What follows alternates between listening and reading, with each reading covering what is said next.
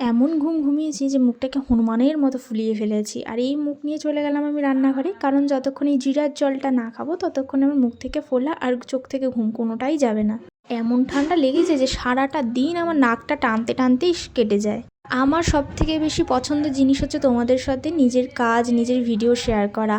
আর গত কিছুদিন হয়ে গেল যে আমি কোনো ভিডিওই তোমাদের সাথে শেয়ার করতে পারছি না। কেন জানো তো? নাজার ইজ রিয়েল। হ্যাঁ, এই কথাটা একদম মাথায় একদম গুজে গুজে ঢুকিয়ে নাও। নজর পড়লে যে জিনিসটা আছে সেটা একদমই বিশ্বস্ত একটা জিনিস। কোনো কিছু বিশ্বাস করো না জীবনে, কিন্তু এটা বিশ্বাস করো যে নাজার ইজ রিয়েল।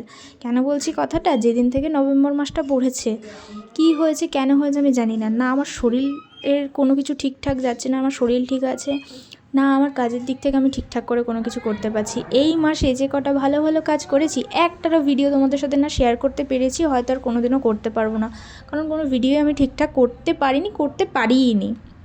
ঠিক আছে, এই দুঃখ নিয়ে এমনিতেই আমি ডিপ্রেশনে ভীষণ আছি, কি করব আমি জানি না। তার মধ্যে দেখো, যেইটুকুনি ভিডিও টুকটাক করতে পারি তাতেও কেমন বাধা। যেই ভিডিওগুলো আজকে তোমাদের সাথে শেয়ার করছি, এই ভিডিওগুলো নয় আগের ভিডিও মানে বিফোর আছে, নয় আফটার আছে।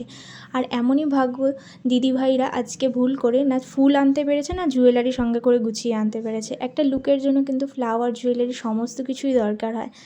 জানি না কী হচ্ছে, সব কিছু কেন এরকম উলটপালট হচ্ছে। সময়টা যখন খারাপ শুরু হবে না, একদিক থেকে ভগবান মারবে না, চারোদিক থেকেই মারবে। আর এই জিনিসটা আজকে আমার মানে এখন আমার হাড়ে হাড়ে মনে হচ্ছে যে খুব বাজে যা কাটছে।